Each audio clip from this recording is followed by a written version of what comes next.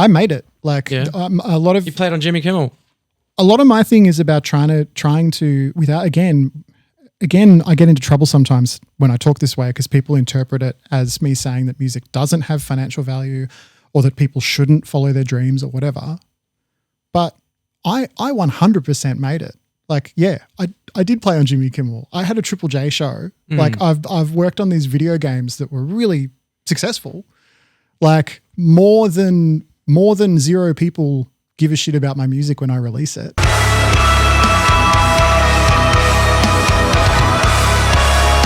Hello, my name is Lachlan Watt and music is my life. I met this week's guest on his first day at Triple J back in 2014 when he was given the desk next to mine in the Melbourne office. Tim was the fresh-faced host of a brand new experimental electronic music show called Something More, and his big claim to fame was playing in this guy's band.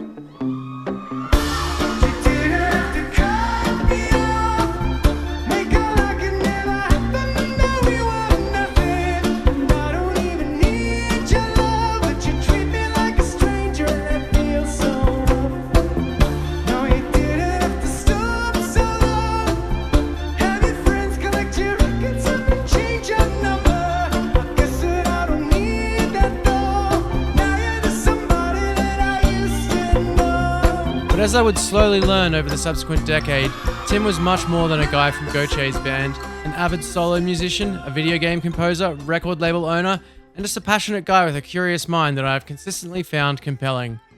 He was always one of my favorite people to talk to in the Triple J office. We had a whole bunch of really long and deep conversations after hours, and we actually got to work together for a month or so when I filled in as a producer for his Arvo's show on Double J. But since stepping down from the ABC in mid-2024, Tim has gone on to start a couple of podcasts, release a bunch of music, and tour China with his collaborator Mindy Meng Wang, and most recently started working as a community organizer for Green Music Australia, a not-for-profit organisation whose website states, "Our goal is to organise, facilitate and inspire musicians and the broader industry to make changes to improve our environmental performance from energy use to packaging and waste to transport. Through leading by example and bringing our audiences along with us, we can create deep cultural change." If you are checking out this podcast for the first time as a fan of Tim Shiel's music, welcome and thanks for giving it a shot. My back catalogue covers artists who will almost certainly not be to your taste musically, but I promise there are many interesting conversations to be found. If you are a regular listener to this show, I can promise that this episode is definitely a thought-provoking one with a very big scope that gets into everything from existential threats to humanity, all the way down to what it means for music to be your life in 2025, and how all these threads are tied together. Either way, I'd really love it if you could please consider liking, subscribing, dropping a comment, or sharing the podcast around. My name is Lachlan Watt, music is my life, and now I give you my conversation with Tim Shiel. Cheers.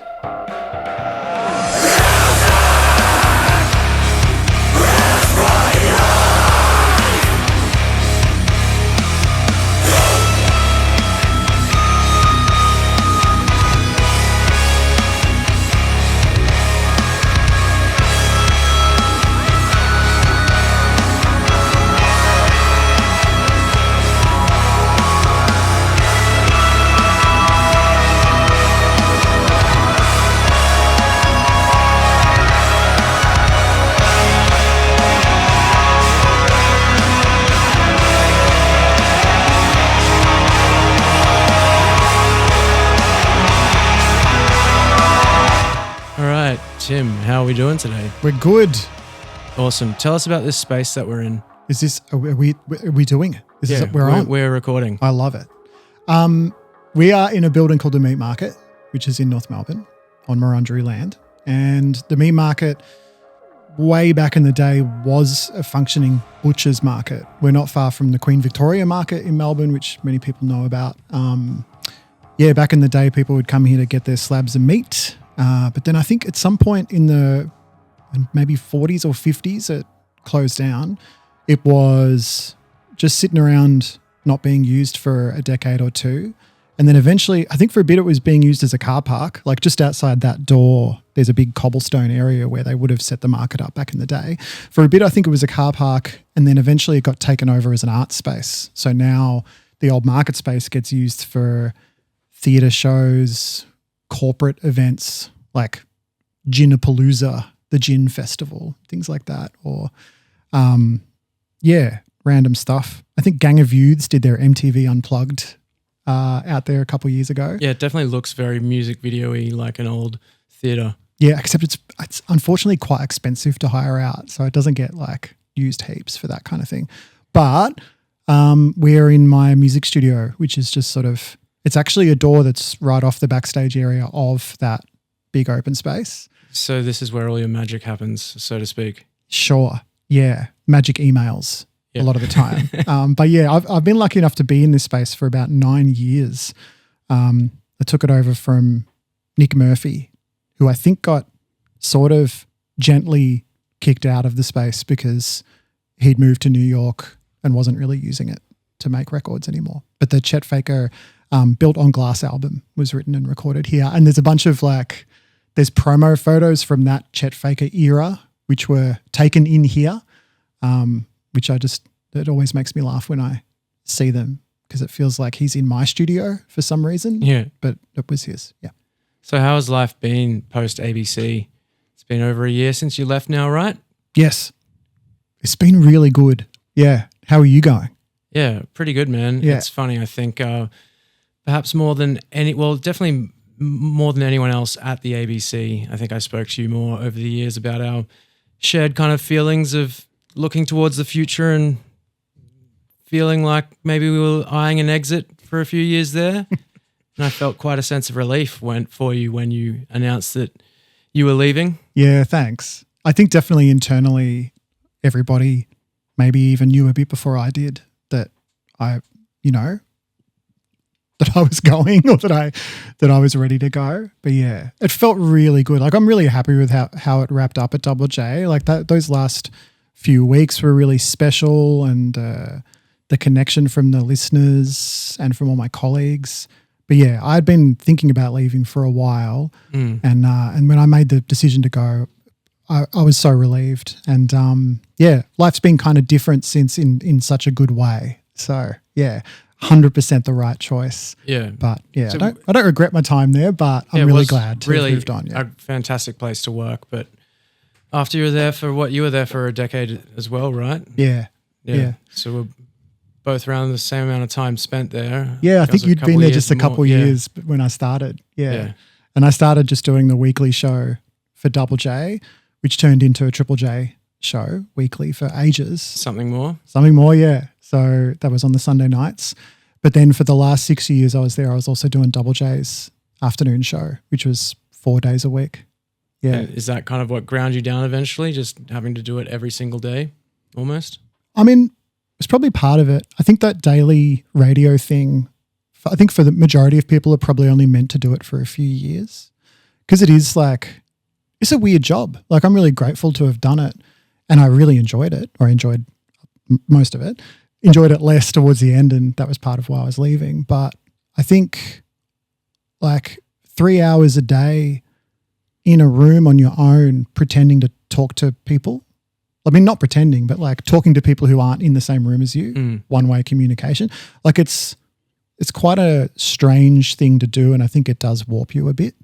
And I think different people have different tolerance for that and different ways of coping with it. And some people do it for 10, 20 years or longer, but particularly solo, drive time radio every day. Yeah, by the end of it, I was like, I think I'm finished being this person. I'm curious to see what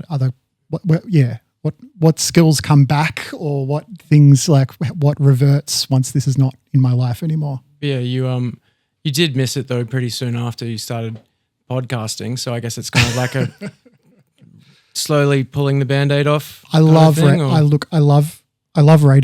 And I love talking into a microphone. I love talking to other people. I love music. I love choosing music. I started this podcast after a few months. Because it was actually something I've wanted to do for years. So the podcast, which, I've been on a break for about 6 months or so because I got a bit distracted. But this idea for this podcast where you're having these long, deep chats about music, but not necessarily about the creative process or an album or a tour, promo chats. You're actually just talking about why music is important to a person or to the world or to our communities or whatever. the idea of having those kind of conversations, which I would often try and have those kinds of conversations on Double J. Like a lot of my interviews would often go to that territory. Sometimes I'd get, pulled aside at Double J by someone who would like half jokingly say, "Oh, you didn't really talk much about the feature album. That's why they were like, you were talking to them because their song just came out. You didn't talk much about the song. You were talking about their life, And I was like, well, that's the juice. That's the interesting stuff. Yeah, that's kind of how I feel about doing this podcast. Yeah. Because I would find myself in a similar situation often with Triple J and just having these chats that would go for like 30, 40 minutes and then having to cut it down to like a handful of 3-minute kind of bite-sized pieces. And occasionally I'd push the envelope a little and just let a segment play out for ages, and people would start to get shitty because they just wanted to hear the music. Yeah. I think also like we live in a time where music is really struggling, like, and the nature of people's relationship with music is shifting because of the digital world that we live in, because of streaming, because of the general precariousness, the overwhelming nature of content, the democratization of that. Like the function of music in society is actually shifting and is a little bit like, without being too boomery or doomery, like there is a risk of us forgetting some of the core ancient social positive elements that music brings to our lives. So I think like actually getting past the like, oh, so what's this song about? Oh, why did you call the album that? Like getting past that to actually have a conversation about like, why are you even making music? Why is this important? I think making space for those kind of conversations. I've wanted to do it for years. I did take it to the ABC, and they I was grateful for how clear they were in their lack of interest in doing it. And I was like, fine, cool. And then I just kind of put it on the back burner until a future date, which turned out to be last year. But then, I picked up this other job this year, which has got me a bit distracted. Yeah, I definitely want to talk about your other job in a minute, but I've got a lot of other things I'd like to discuss with you. This is not so much a question, but an observation, and because you just said doomerism, that's something I've always really admired or enjoyed about your commentary, is that you seem to walk right up to the brink of doomerism but not give into it. And I guess that's just a compliment more than anything. You seem to be able to just maintain looking on the bright side even when it is fucking really doomy out there sometimes. Yeah, I think staring at the storm right now. It is a beautiful Melbourne day. I reckon that's two things. Like one is that I totally give into the doomeriness in private. You know what I mean? I think there's a sense that when I'm actually putting something out into the world, I will take that deep breath, muster the energy to find the step forward. Or it's not about like rose tinted glasses, actually everything's okay, let's look at the silver lining. Like things are really bad. Like we are in a uniquely terrible position in terms of the arc of civilization, right? Mm-hmm. And we do need like urgent solutions to problems that feel insurmountable. Like that is the polycrisis, or however you want to put it.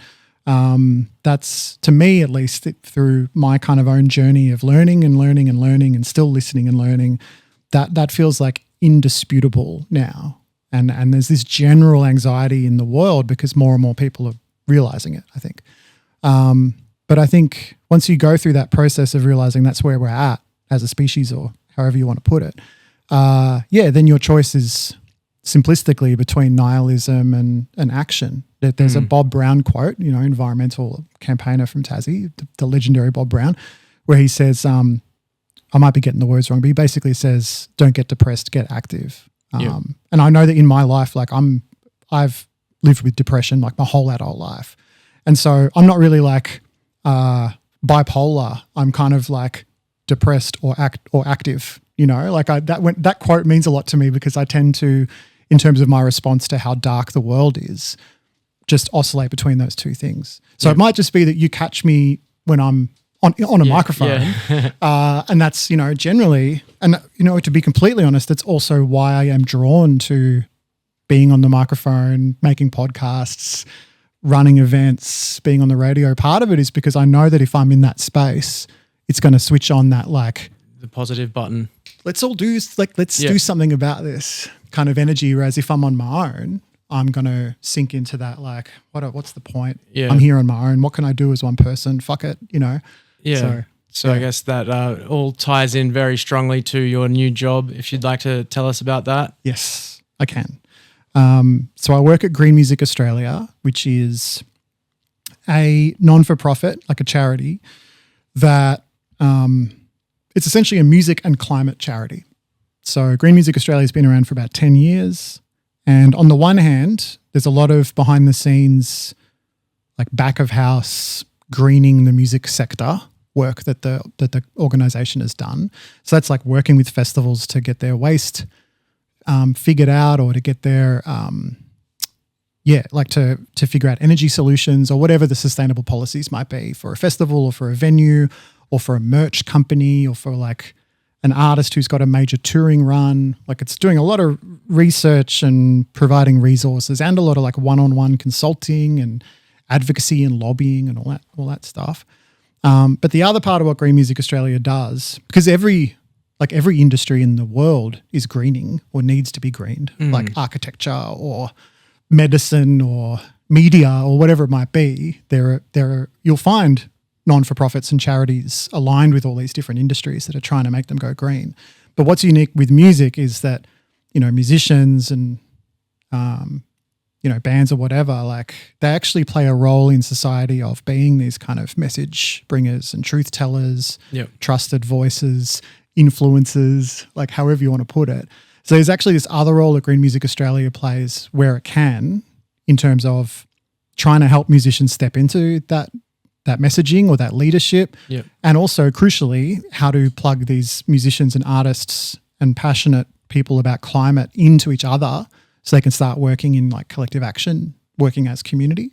So that side of Green Music Australia is sort of been largely secondary for the organisation, and I've been brought in to kind of try and bolster it. So it's a lot of like organising big group Zoom calls and IRL meetups and WhatsApp groups and heaps of conversations, just trying to like plug people into each other and get a bit of that energy going to one day lead to campaigning, activism, whatever it might be. Yeah, because like I guess the nihilist in me looks at a music festival and thinks like if they change to sustainable like cups at the bar or something, that's not going to make a fucking dent in what humanity's doing to this planet. But then the dreamer in me hears you talk about the messaging side of it and you're like, oh, that's maybe where this could have some significant impact. Have you seen any kind of direct sort of examples or things that you've put together that have had a positive effect like that so far in the job?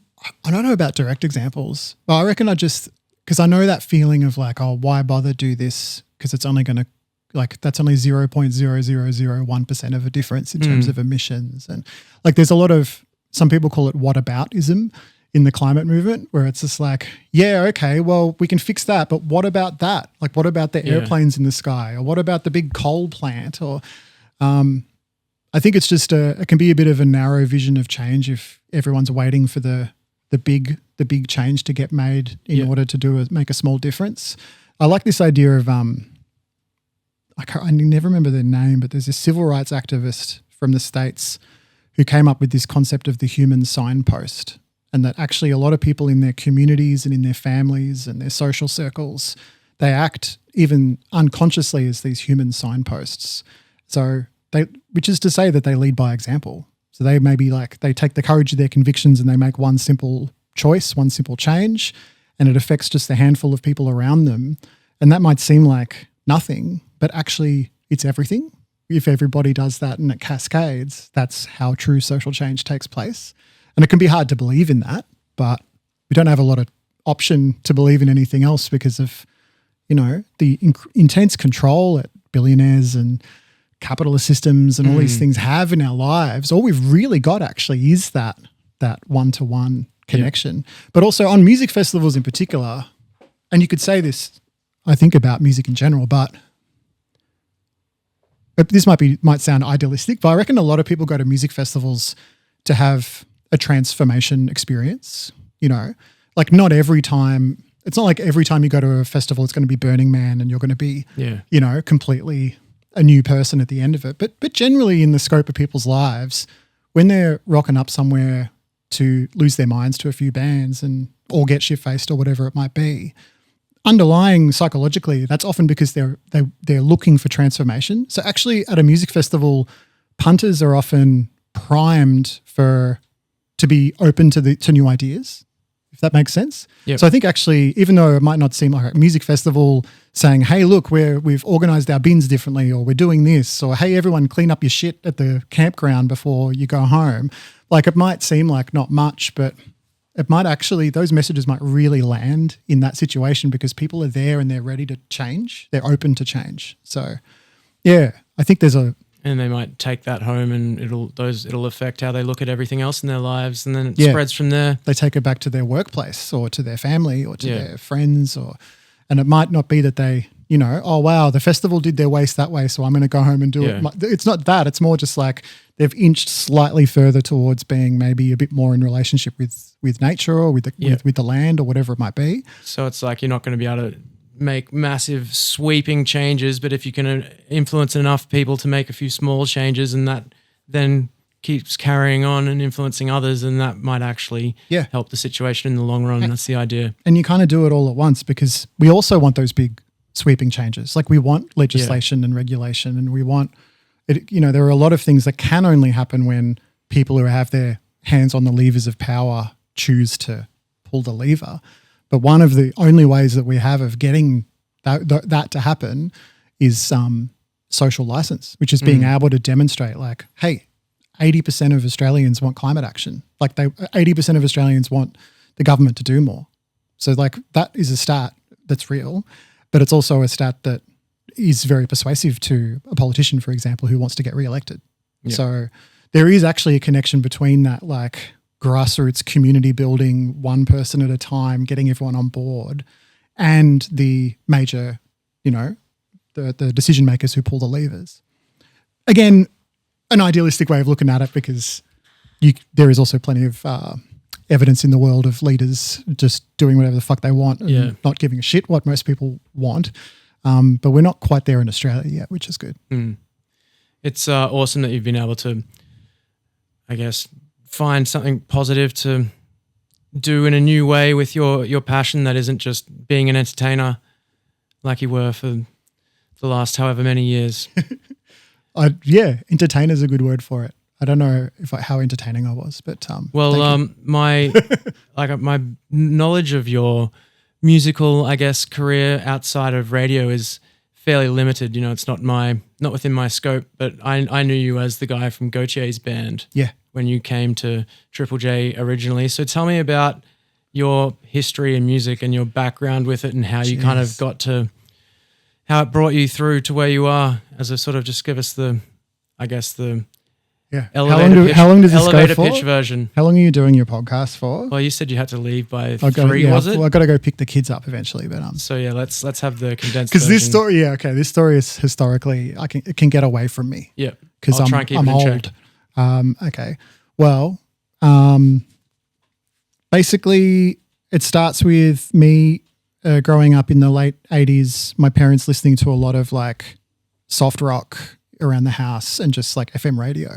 So I grew up listening to like Billy Joel and Pink Floyd and my dad's like CD collection. And then in the 90s as a teenager, a friend of mine taught me how to play power chords on a guitar. And we started like a grunge band. So I had like a high school grunge band. That was kind of cool, but I had to leave the band because of creative differences. Heartbreaking. We did one battle of the bands. I don't think we ever did an actual gig. And but then I kind of outgrew them.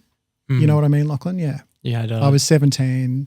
Different dreams that they weren't on board for. Well, they just didn't understand Radiohead. That was the main thing. Yeah. So I discovered Radiohead and thought that they were the pinnacle of music. And, Pearl Jam just wasn't going to cut it anymore. But yeah, look, musician is kind of actually my like default. Like that's the base level of everything I've ever done. It's still the thing I write on the immigration card when I'm flying in and out of town or whatever it might be. So everything else I've done is sort of built on top of that. So I'm threatening to give the very long version with the way I started there. But basically, when I got to uni, on my first day of uni, I met Wally DeBacker, who is Gotye. And we had a lot in common sense of humor wise and just personality. But actually we realized quickly that we were both experimenting with making music in the same way, which is to say chopping up samples on our computers and making collages. So stuff like the Avalanches or DJ Shadow, early Fortet, like using your computer to chop up bits of sound from records or MP3s and making collages. And so we were like, you're doing that. I'm doing it too. And it led to a few years of us just like trading music back and forth and trading ideas. And we both at the same time kind of got into this idea of like, we're just going to DIY this, burning CDs of our music at home, looking up on the internet, like who at Triple R should I send it to? Like what's the name of the journalist at Beat Magazine, and how do I get my CD in their hands? And so we would like trade info on all of that as well. So I started self-releasing music essentially. It's mid-noughties. Wally did too. My stuff started getting played on community radio, whereas like, you know, Richard Kingsmill at Triple J was like, this Gotye is an interesting guy. And Wally's just started going, and which was fun. Nice that he took you along for the ride after eventually, all. Eventually. I mean, to begin with, we've just been really good friends the whole way along. And initially I was like making his website for him and stuff like that. And like sending him music that I liked. I didn't really get deeper in until much later. But right. But yeah, I just kept making my own music, and I released a couple of albums. I started doing stuff with Triple R on the radio about the same time. Volunteering, ended up on their breakfast show. And then I was happy. I wasn't playing shows. My project was called Faux Pas. So I wasn't playing any gigs, but I was remixing tons of Australian artists and just very like proper DIY, self-released, self-managed, but really quite happy carving out a little bit of territory for my little weird music.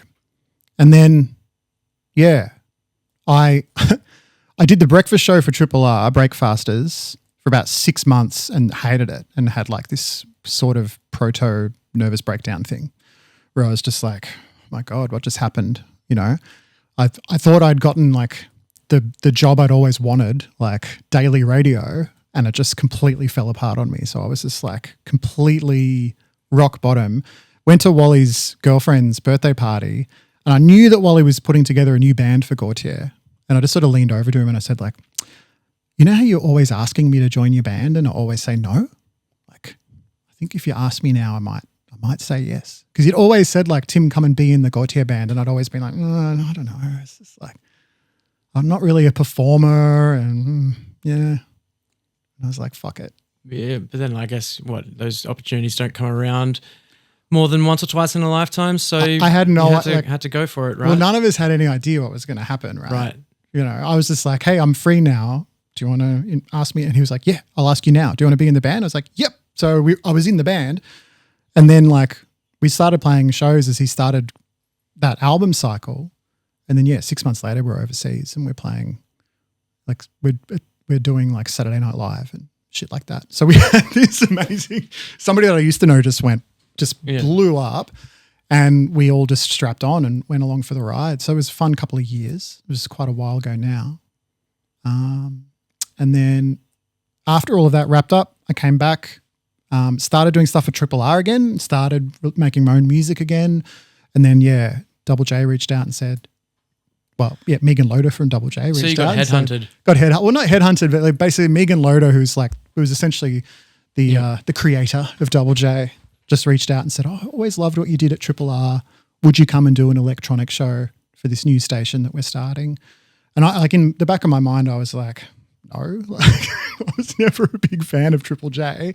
And as an artist, I'd often kind of felt a little bit ignored by Triple J. So I was just like, I don't know what you have in mind, but it's surely not what I do. And she said like, well, why don't you come up with a name for your show and an idea and a few playlists and send them to me. And if we like it, then you can do it.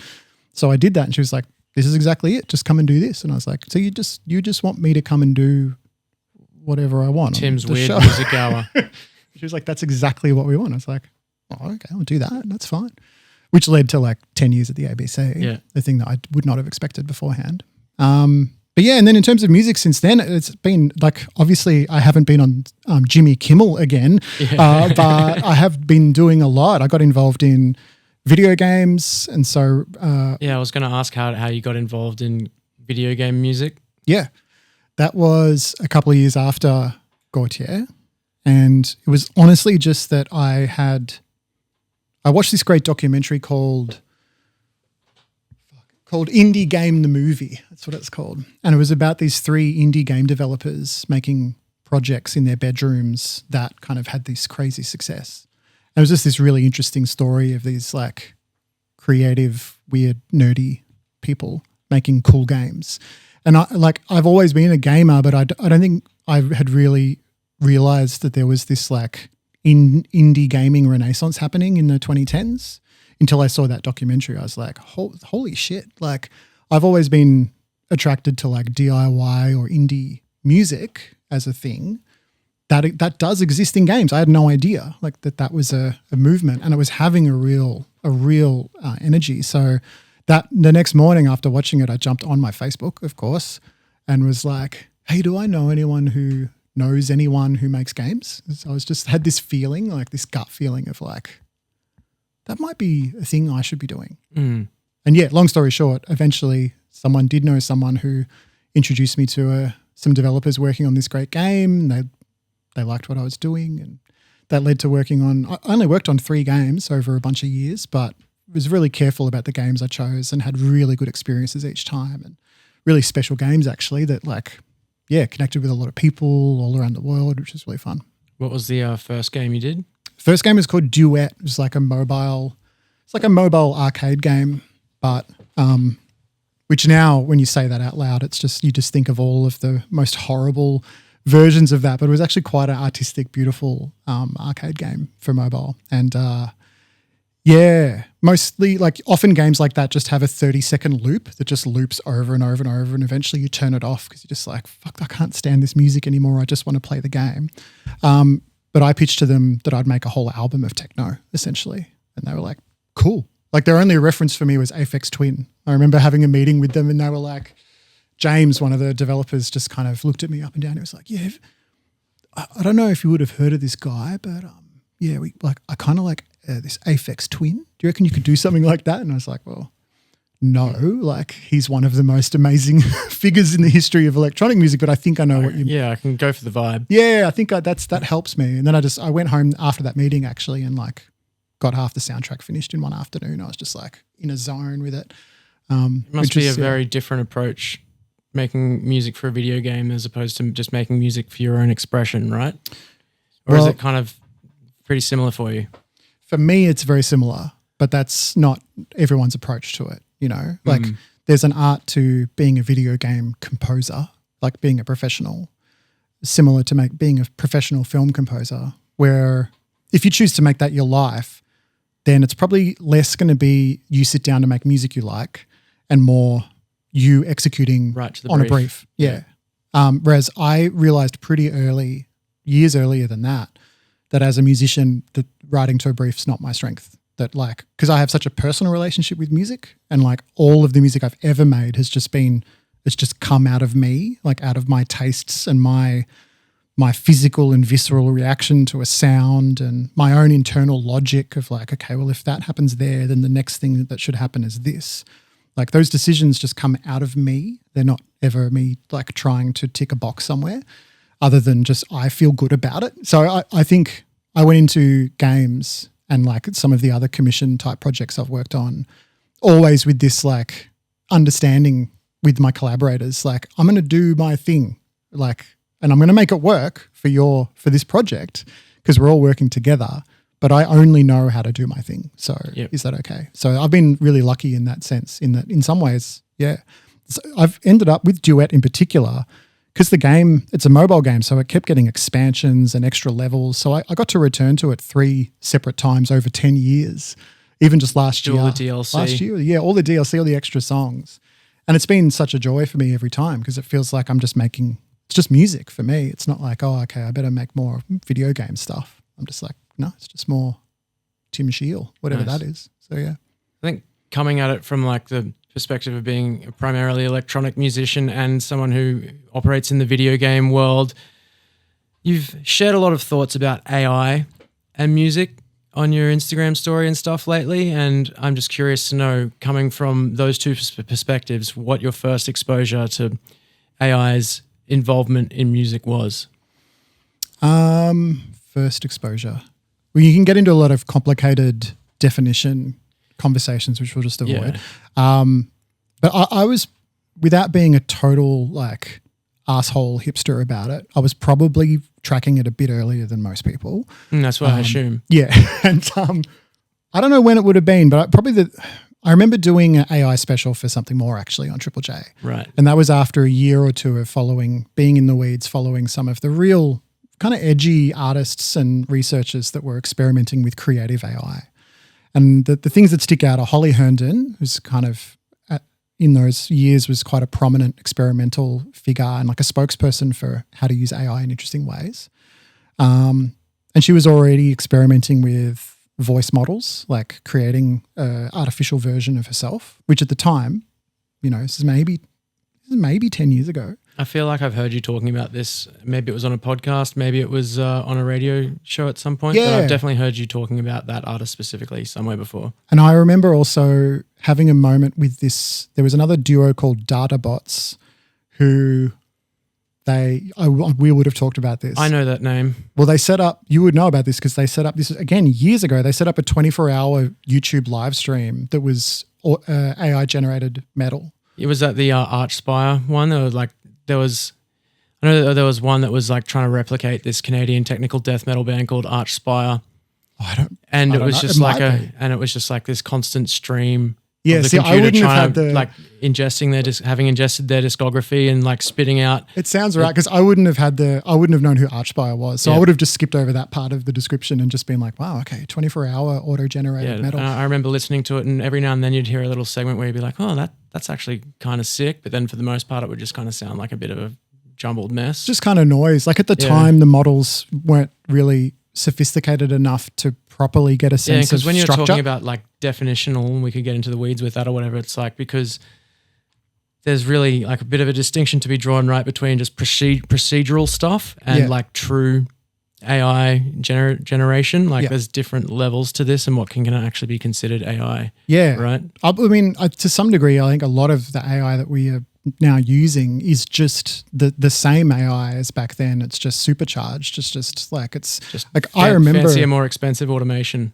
And I remember talking and interviewing, people like Holly and other AI people back then, and you could see it coming. You could no, I'm not sitting here saying I saw all of this come. I saw ChatGPT coming, but like when I was really looking into it and thinking about it, I was like, fuck, if this happens quickly, we're not going to have any way to process it or handle it. And now it's all happening quicker than I thought and quicker than most people thought. And so it's like, and the questions that we were asking about it 5 or 6 years ago are so quaint compared to the questions that we're asking now. Because we were asking like, oh, what is this going to mean for the notion of artistry and for creativity, which is a really interesting, valid conversation to have. But honestly, we're now at the point where we need to think about like the safety of our planet. Yeah. So safety of the human race. Like it's like actually it's might actually get a bit Matrix. Happening. And you can be doomery about, and you're like, and it's like a lot of it can sound really ridiculous, but it's actually not. It's really serious. So yeah, AI is weird. Like it's hard. It's hard because like. Are you one of the people that believes that artificial general intelligence is actually on the horizon, or are you a skeptic? No. Yep. Yeah. I mean, it's tricky because I think when you say, is there going to be this like Rubicon that we pass and then suddenly we're in like the Terminator movies? It's not so much that, but I think like super intelligence, like the idea that we will soon have AI that is so sophisticated in the way that it works that it in many ways sort of functions quicker than we can. It's not necessarily about like it gaining consciousness and bending humanity to its will. To me, it's much more about like what that empowers human actors to do, both good and bad, So when like the AI apologists and accelerationists will say, okay, well, we've just got to make sure it's in good hands because we could truly have a renaissance, a revolution of abundance and utopia and all that kind of stuff if we embrace the technology. But also like the incredibly horrible things that AI can do or could do in the wrong hands should be frightening, and it is. So I think one of the most, I can't remember who it was. I was watching some podcast with someone that was talking about it, and his theory was basically like we're going to have like a decade of absolute horror where everything gets just crushed and destroyed and broken down, and either that ends humanity or we get on top of it and come out the other side like super advanced and clean energy and et cetera, et cetera.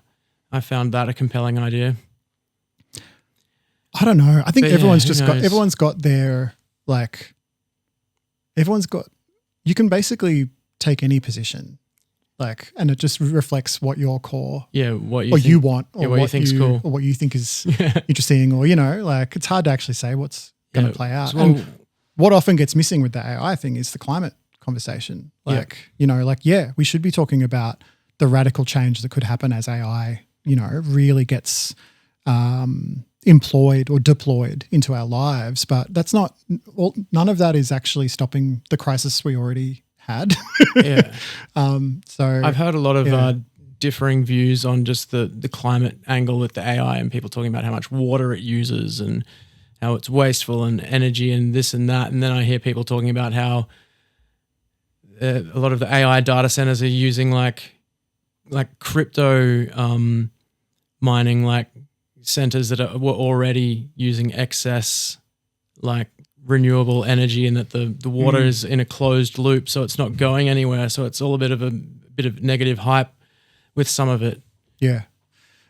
I think at risk of sounding like I'm copping out of an answer, Yeah. like, and I think it's partly because this thing is so complicated. No one person can have an answer to this stuff. So it's like, I'm just processing my way through it. But I kind of feel like these problems that we imagine AI is going to bring, and that we imagine the climate crisis is bringing, or that we're living through, or whatever, they're actually all symptoms of a different set of root causes. Like, it's too simplistic to say AI is the problem, or that coal and gas are the problem, or fossil fuels are the problem. Like, they're all problems, but actually there's a set of root causes underneath that, which it's simplistic to say capitalism. Yeah, right? that's what I was thinking. But it is like a way of understanding the earth and humanity that is embedded in the kind of 18th, 19th, 20th century that we're now kind of trapped in. It's a way of thinking, which has brought great things like democracy and millions being brought out of poverty. And, you know, it has unarguably brought good, but it's also brought a lot of bad. And, you know, to use AI in a responsible, ethical way, to avert the climate crisis, to redistribute wealth, to address the imbalance between, you know, the developed world and the developing world. Like, the root causes of all of this stuff is we need to reimagine what life is, like what a human life is about, right? Which sounds so vague, but it's like, Sounds very big. it sounds big, but it's also, yeah. So look, all that any of us can do in our lives is just work on what we've got in front of us, and maybe work on the issues that we care about. But it's like, I think there's something coming or happening now where more and more people are realizing that all this stuff's interconnected. It's all like the, you know, First Nations justice, land rights, colonialism is all intertwined with capital, the Industrial Revolution. Like, we're in a specific moment that humanity didn't have to turn out this way, but it has through a couple of centuries of history. What do we do about it? Like, do we just keep going? Do we just keep plowing down using the same set of values and the same set of ideas? Or do we make the space and do the work of trying to step into new ways of thinking, or re-embrace very old ways of thinking, you know? Yeah. So, yeah, that's an interesting, I find myself thinking about that more and more, even though it can sometimes feel like a bit irrelevant. And there's so many different ways that could follow that conversation. Like, so many different paths that I want to talk about. What have you been watching on Netflix? That's a good way. Just keeping the time in mind to bring it back to this podcast is about saving the world, right? Yeah. That's just okay. Cool. Bring it back to music a little bit. Just Yes. are you concerned at all for AI and creativity and musicians careers, and like, have you noticed an impact on the job market for musicians or creatives because of AI, or do you see it more as a tool? There is no job market for musicians, so Yeah. I don't know if there I can be don't more know impact why on I that. said job market. I know what you mean, though. But like, I guess I know what you computer mean. game music would be a good example to think of, right? Like, Yeah, they're very frightened about it because I think a lot of game developers, because they come from a tech and IT background, many game they're going to be developers ruthless about it, right? Yeah, and they embrace a lot of people embrace AI as a shiny, fun toy. And I definitely did years back. Was playing with it heaps and was like, fuck, this is so exciting. Like, I can't believe I can do this with this technology. It's like magic. So I think a lot of composers in games probably are, whether they're vocal about it or not, they are quite worried because they recognize that a lot of the developers that they work with would not have too many qualms. They already maybe don't see music as a big priority, and it would make their lives easier if they could just like install a AI thing into Unreal Engine and it just does it all itself. You know, Unity's AI plugin, like there's got to be, these things I'm sure exist already. But yeah, I tend to think of it more as an opportunity for musicians. Like, musicians in 2025 have nothing to lose, right? Like, we've been so beaten down by the progress of the last 20, 30 years, the digitization of culture, that I think a lot of musicians are starting to, and I've got to be careful how I say this because I get into trouble, but I think a lot of musicians are starting to kind of go, okay, well, an economic or professional life as a musician is never going to happen. So therefore, why am I doing it, and what can I use my creative project or my creative skills for that means something to me or that I care about? So I think that's really interesting. But I'm frightened. Like, we all should be terrified of it because so much of it comes down to not really knowing what most people are going to be cool with, because you and I can sit here and go like, oh, fucking these AI bands on Spotify, what a toss. Like, once you find out it's AI, it's meaningless. But I'm yet to be convinced some people don't care that much. I think some people don't care. So that's going to be interesting to see how that plays out. And is there anything we can do about it? If it turns out that like 60% of the population actually doesn't really mind if there's not a human behind the music that they're listening to, then what do we do? Do we go, okay, well, cool, I guess that's what culture is now? Or do we push back? Do we kind of go, no, the majority of people are wrong. Humans should be involved. I don't have an answer for that, but but I'm invested because I'm a person who makes music. So thinking of the radio, the thought just popped into my head of like, what if you had your own, I guess, like Spotify, ChatGPT hybrid, like personal radio station? That's the goal. With just an AI that just speaks to you, that you have your banter with, and it chooses your music for you. Well, they have it's all perfectly curated. Spotify, what is it? AI DJ. Yeah. You can't yet like just talk to it. Yeah, it doesn't really have much personality that is but it's all right? But it's that's their goal. The basis of it is there. That's their goal. There's a great book about Spotify floating around at the moment called Mood Machine, written by Liz Pelly, who's actually, I don't know when you're going to put this out, but she's actually in Australia at the moment, Liz, doing talks. I went to her talk last night. And in the book, she does all this reporting behind the scenes with Spotify and makes a very strong case that Spotify's end goal has always been to remove what they call the friction or the context and potentially the artist. Like the ideal version of Spotify, according to their early documentation internally, their developers, was that they wanted an app where you could just open it, press a button, and the ideal music for that moment just starts playing. So they've removed any kind of agency or choice because that's an inconvenience, and that apparently people don't like having to choose what music they listen to. And so if that's their end goal, the logic of tech and capitalism now, with the tech we have now, would just very logically say, okay, well then the best version of Spotify is one where you press a button and AI just generates the music that you need in that moment. Yep. And it's cheaper for Spotify. They don't have to pay royalties. And at the end of the day, their founders have made billions. So they're just trying to make money. So do you get hung up on ideas of what like ethical music listening is to you? Like, do you concern yourself with the platforms and all that sort of stuff and who you're paying subscriptions to? Not as much as I should. Yeah. Like, I'm not a saint in terms of my personal behavior. So I still have Spotify. I've been meaning to migrate off it particularly just in the last few months, mainly in solidarity with just all the other people that are doing it. It's less about me feeling like, oh shit, I've got to get off. I've got to stop using Spotify, even though I do feel that way. But it's been more about like saying, I respect what you're doing and I want to show that. And maybe if more and more of us do it, then it's going to make a difference. So I just, to be honest, I'm just lazy. I haven't got around to it yet. And in terms of pulling my own music off of Spotify, I've definitely thought about it, but I'm in that category. I'm in the camp of musicians that's kind of like, that just needs a bit of time, I think, you know? Like I'd really like to do it, but then I think there still is a bit of discovery that happens on Spotify. Do you know what I mean? And there'll be a lot of people, I mean, not a lot of people, there'll be a very small amount of people who like to listen to my music regularly that are doing so on Spotify. Yeah. So I'm kind of, to take a stand, I've got to shoot myself in the foot and them as well. Yeah. But also that is what it looks like to boycott or to be an activist, is that you've got to make difficult choices. Yeah, it is. Sacrifice is an inherent part of it. Exactly. But on that particular thing, I'm not quite there yet. Yeah. I know I feel a little bit guilty or just shameful every time I open up Spotify, but I'm not ready to let it go either.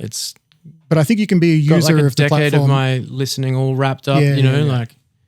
But I'm not backwards in my criticism of the platform. Yeah. So, you know, I'm very happy to be out here saying that I think it's bad for music and has been bad for music. But then when I come back to the moment of like, okay, well, I take my music off, I go, but I might want to put a new song out soon. Yeah.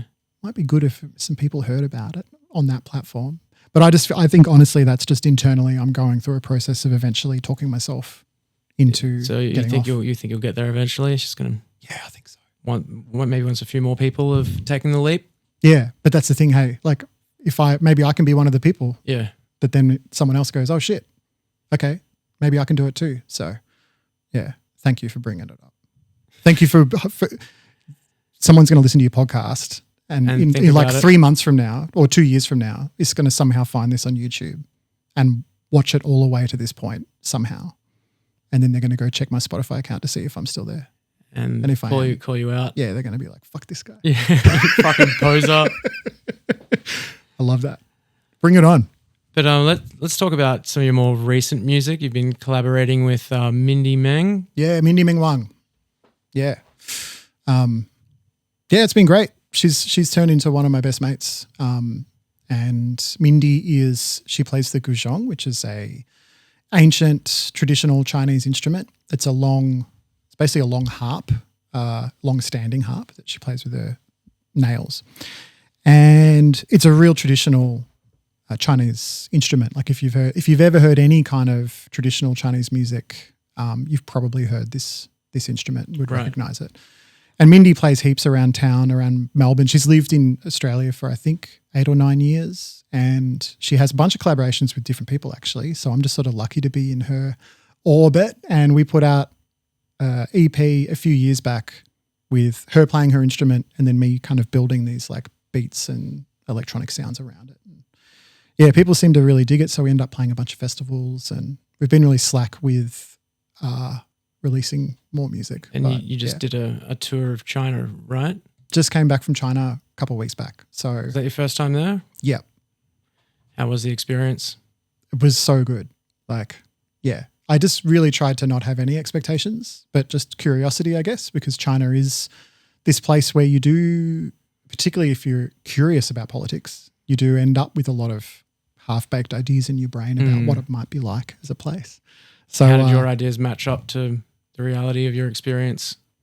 I think it's just going and just saying that it's just a real place with just people who are living their lives, because you can get lost in the narrative of China and America and China, Taiwan, and, you know, like China as an empire, China as a superpower. Like if you follow all that shit, that stuff, and it's interesting, and none of that, I'm saying I went to China and now none of that is true. Yeah. It's a complex place. But I think also you forget about the human layer if you get too into it. If you haven't actually seen it, sometimes you got to see it to be reminded like, oh, it's this place where like literally millions of just regular people live, and they just are just regular people, you know. I think there is some dodgy stuff going on in China, but I think one thing that's happened in the last few years particularly with Trump coming back through America and the general kind of, there is not just in America, but around the world, there is a trend towards autocracy and away from democracy, right? So we're just in this weird, and we can talk, it's another podcast, but that's all tied up in the crisis stuff, right? It's all these overlapping crises that are people leaning towards autocracy for different reasons. And it turns out, even though we all might have grown up a bit frightened of China, because Australia has traditionally in the last 50 years been sort of mini America, right? After being like mini UK in the minds of a lot of, especially white Australians, right? There is, I think, a lot of like fear of China that's now, I think, hopefully for a lot of people starting to feel misplaced, because there's no reason why we shouldn't be afraid of America. Yeah, well, I was going to say, when you see and we the do Trump plenty administration of shit doing all the Australia. shit that they've been telling us to be scared of China for. Yeah. So, like China's expansionist tendencies, their claim on Taiwan, Xi Jinping seems pretty intent on potentially, staying in power for a while. Yep. Like there's a bunch of stuff, but there's a bunch of stuff that you would have a question mark around. But that's true of most nations in what is it, late stage capitalism. And how are the shows?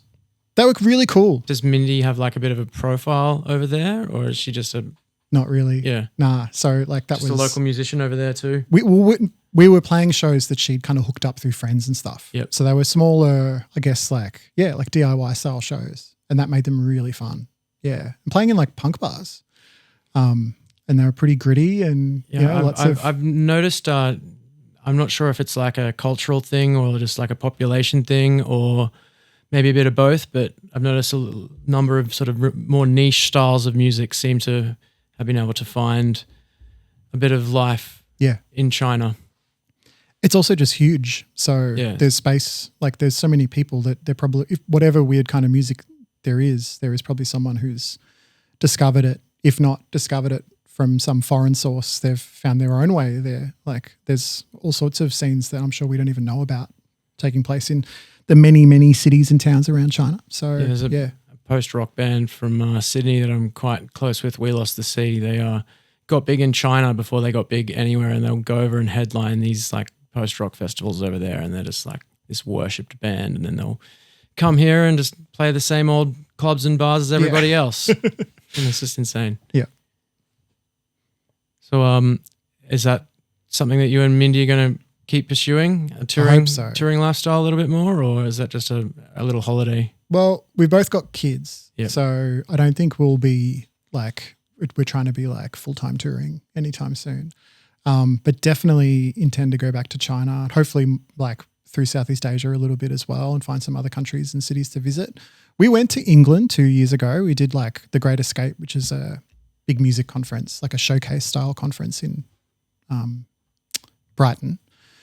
And it was, I think, a really useful experience because for so many years in the back of my mind, like a lot of Australian musicians, I reckon there's this feeling of like, if I can just sort of find a way into the UK or Europe, then I can start traveling back and forth and I'll get a booking agent. Or, particularly if your music is electronic, like that does feel like a bit of a natural calling to London or to Berlin, or you just think, okay, if I can get into that scene, then I can maybe spend a bit more time on that side of the world, and maybe the finances start to make a bit more sense eventually. And it is all a little bit diluted. And I think the last time I went to the UK, I came back feeling like, oh, I've got all these great connections and friendships and I kind of know how to do it, but it's just not happening. And like, I don't know, there was a sense of relief of like, I'm just not going to think about it anymore. Yeah. And then kind of going to China and spending a bit more time in other parts of Asia as well, and just being like, fuck, it's right here and it's so much more interesting and it's so much, I don't know if there is more opportunity or whatever. I don't think it's necessarily any easier to like make money, but it turns out I'm at a point in my life now where making money is just so far down the list in terms of what I care about with my music practice. Yep. That, yeah, I want to meet good people. I want to have great experiences. I want to learn about myself and learn about other places. I've been to Europe a bunch of times. Like, you know, I want to go new places and see things I haven't seen before. So yeah, hopefully we do spend a bit more time through Southeast Asia. So you're not really concerned with the idea of ever making it as a full-time professional musician as you may have once been, as I suppose most of us were when we were younger. I made it. Like a lot of you played on Jimmy Kimmel. A lot of my thing is about trying to without again I get into trouble sometimes when I talk this way because people interpret it as me saying that music doesn't have financial value or that people shouldn't follow their dreams or whatever. But I 100% made it. Like, yeah, I did play on Jimmy Kimmel. I had a Triple J show. Like I've worked on these video games that were really successful. Like more than 0 people give a shit about my music when I release it. Like I play a show and some people come. Like that is 100%. Like I could not sit here and say I haven't made it. Yeah. Do I earn enough from my music to like pay bills and stuff? Absolutely not. But you know, a lot of my professional work wouldn't have happened without that music practice. Yeah.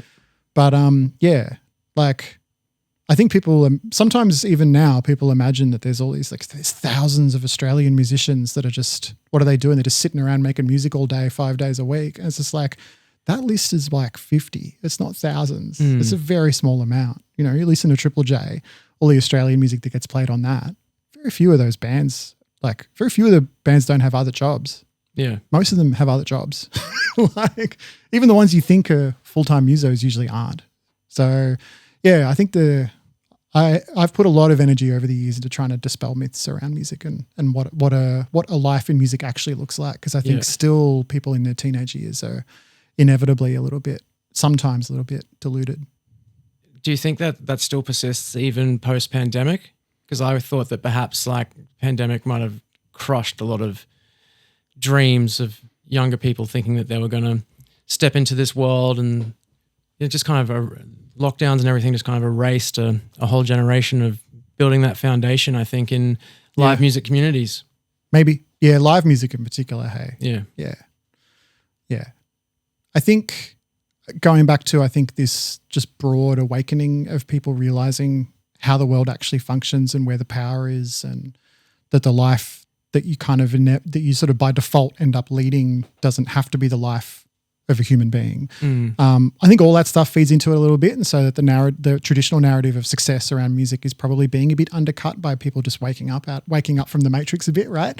But I think also the darker element, I would say, is that a lot of people who maybe when I was a teenager would have been drawn to the idea of being in a band and then getting played on the radio, whatever that impulse was, I think a lot of kids, for them, it's influencer culture. So they'll kind of be like starting a YouTube channel or starting a TikTok, or with maybe some of the same delusions of like, cool, if I just grind this out, I'm going to like blah, blah, blah.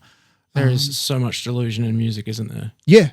Oh, 100%. Yes. That's what it used to be my pinned tweet. I can't remember it off the top of my head. Something to do with music just being a grand delusion. Yeah. It's just, it's brutal to say, but it's completely true. Yeah. And it's a whole other conversation about who benefits from that delusion persisting. And yeah, short answer is it's the people with the money. Yeah. Yeah. Which isn't the musicians. Yeah. No, particularly in the era of tech, and with Spotify and some of the other streaming services turning to face artists as the customers in the same way that traditionally the audience has been the customers. Now it's artists like, paying Spotify pay us money to like promote your music. Yeah. So they're very much like I'm saying the word Spotify a lot, which is a bad habit of mine, but they are very dominant in Australia. But they're very just symbolic of a broader music industry logic, which really does rely on artists thinking that they've got a shot at being Troye Sivan or Tame Impala or whatever it is. And they can exploit artists so much just by exploiting that very honest and very noble dream that we all at some point have of like people caring about our music. It didn't feel as bad when like it was easy to actually talk to a human being at Spotify, and now it's just like there's so few people actually in the building, and it's just let it just like it feels much worse now, I think. Yeah. It's just, I think so. But I think if they could have gotten rid of those people earlier, they probably would have. Yeah. Reading this book from Liz. It's kind of, I think it was always, it's always the plan. The human, looking after the humans in the equation, I don't think has ever been embedded. But this is again, at risk of getting too like lofty and big picture, that is the core issue, and one of the core issues in the lives or the systems that we're wrapped up in is that if we live in a world driven by the commercial and corporate imperative, the like looking after humans and looking after nature, unless we have rigorous human rights and we enforce them rigorously through law or whatever other way, there is no inbuilt incentive in a capitalist system to look after people. Yeah. It's generate money, generate capital. Like that's the imperative. But you have been talking about how you feel like there is a bit of a sort of awakening going on, so to speak. People sort of I think there has to on. be. What do you think is feeding into that? What do you think is spurring that on? I think, increasing wage disparity. So there's these really obvious narratives of billionaire success. Yeah. There is increasing, maybe less so in Australia, but in other parts of the world, like in the States in particular, there really is increasing poverty. So people are like, the world seems to be getting better, but I'm not seeing any of it. Like, what's going on with that? And, for better or worse, this the consumption of media and the radicalization generally of ordinary people is leading, it's not as simple as left and right, but, it is leading for good and bad towards people having more politically engaged inner lives. So, I tend to think this is kind of the thing that we all have in common, whether we end up like off the deep end radical right wing or off the deep end anarchists. The thing you all have in common is you've recognized that something's wrong, like something's broken. It's just that everyone has kind of ends up with these different ideas about why it's wrong and how to fix it. And that's what the tech giants and the government systems and everything in the media wants, is just to push everyone to the edges so we're not together in the middle to come and actually fix it and hold them to power. But well put. I think the stuff with Gaza has just really highlighted for a lot of people. Yep. And generationally, how little like what the people actually want, the taxpayer desires, is actually considered by the people spending that money. Yep. It's really like it's pulling the rug out of older generations who are still holding on to this idea of like the West and democracy. And they're just going, oh fuck. Okay. And then younger generations, this is their initial engagement with like global geopolitics. Yeah. Is like, oh cool, like they're just destroying Gaza and no one's doing anything about it. And so you've got this generation just going like, this is the world I live in. What the fuck? Yeah.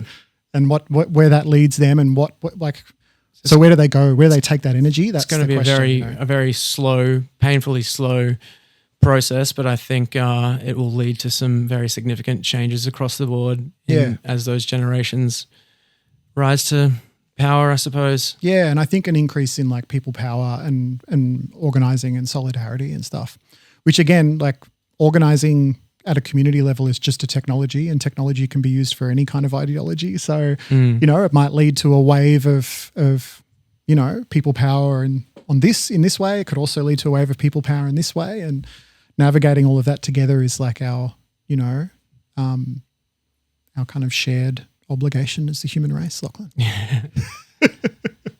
So, and you obviously see music having a big role in that. How are you thinking about that with your job moving forward? Like, do you have any sort of big ideas or goals of how you approach the next year or two with your work and what you do with music? Yep. I'm not sure music has a big role. Like it has a role. Like I'm not so you're not going to go start Rage Against the Machine. Well, I mean, look, it's important, but I'm not so like pilled to be like music's going to fix everything. Like that's ridiculous. Music's just the messenger sometimes. Where I got with it personally was just getting to a point in my life where I was like, okay, I just want to actually start showing up and working on making a difference in some way. What's my skill set? Music. Like it's what I know. I know a lot of people who work in music. I understand like I barely understand the labyrinthine architecture of the music ecosystem, which is unfathomable to anyone who's not been working in it for 10 years or longer. So what do I do with that? Like, can I actually use that skill set to make a difference? And landing at Green Music Australia is kind of my chance to see if that is true. Because I think, going back to what I was saying before, like people do listen to musicians. Musicians are influential people, whether it's like someone on stage at a festival saying something in front of 10,000 people, but it's also like in communities and in friendship groups, musicians often are the ones, and artists in general are often the ones that just have a little bit of extra sway in terms of, or a little bit of extra weight to what they say when they're talking about something that's political or about some kind of social issue. You know, everyone else is sort of wrapped up in their lives, their 9-to-5s or whatever. The person that's, for whatever reason, has chosen to or been given the free pass to live an artistic life is often the person that is able to operate in those circles and say the things that everyone else kind of goes, oh shit, I hadn't thought about it like that before. So like empowering that creative class and that cultural class to even exist is like a bit of I think a really important cog in the wheel of things getting better, you know? Yep. And there are a lot of different factors in the world we're in right now that are conspiring to reduce that cultural class and that creative class and make it harder for people to be creative and be artistic and to, you know, engage in culture.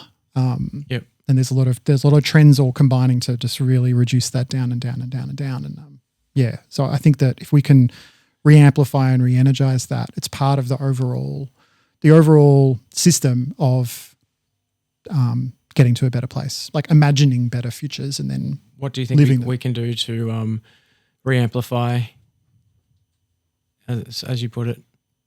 Well, I mean, it just starts by connecting, you know, and again, it can sound like really, like sometimes when I have this conversation, people are like, yeah, but what can we do, Tim? Like, it can't just be that are we just going to sit around and hold hands and sing Kumbaya? Like, is that it? And my answer often is like, yep, that's it. Like, actually, that's a start at least. Exactly. Like, I might not have figured out what the steps are past that, but we're not doing the first bit, and we can't do any of the other bit before we do the first bit. So yeah, in terms of you asked me like the next year or two, like green music in particular, like, yeah, I really am just like trying to get people together in rooms, get them in Zoom calls, even if they can't get together in person, get them connected to each other, get them realizing that they've got like a shared interest or a shared passion for activism or for climate or nature or whatever it might be. And just sort of start building a bit of trust and relationships between people so that at some point down the line when it's like, okay, shit, we're all doing this. Okay. That's when you can activate this network of people who are kind of tight. They've got each other's backs. They've got shared values. They've got shared ideas. I've been learning a lot because I don't have a background in community organizing, but it is a tradition that's existed for decades. Yeah. It comes from the labor, like from the union movement, essentially. So, you know, trying to learn from some of that idea, which is essentially building people power so that at the right moment you can use that power, and sort of seeing those two things as being a bit discrete. Cool. Well, that's all very fascinating and inspiring, and we could just keep talking about most of these topics for a lot longer, I feel, but I think we've covered most of the ground, at least lightly, that I wanted to cover in this podcast. So if there's anything else you wanted to talk about before we let you go and pick your kids up from school? Only just that it's so lovely to see you, Lachlan. Thank you for reaching out because this is a great excuse just to hang out. Yeah, no, I've really enjoyed it, Tim. Thank you for having me in your studio today. Of course.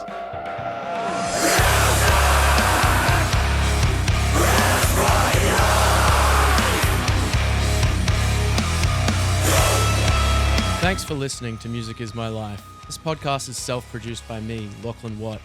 I'd like to thank Audio-Technica Australia for providing the high-quality equipment that has made this possible, as well as Patrick Galvin at Hollowbone Studio for the design.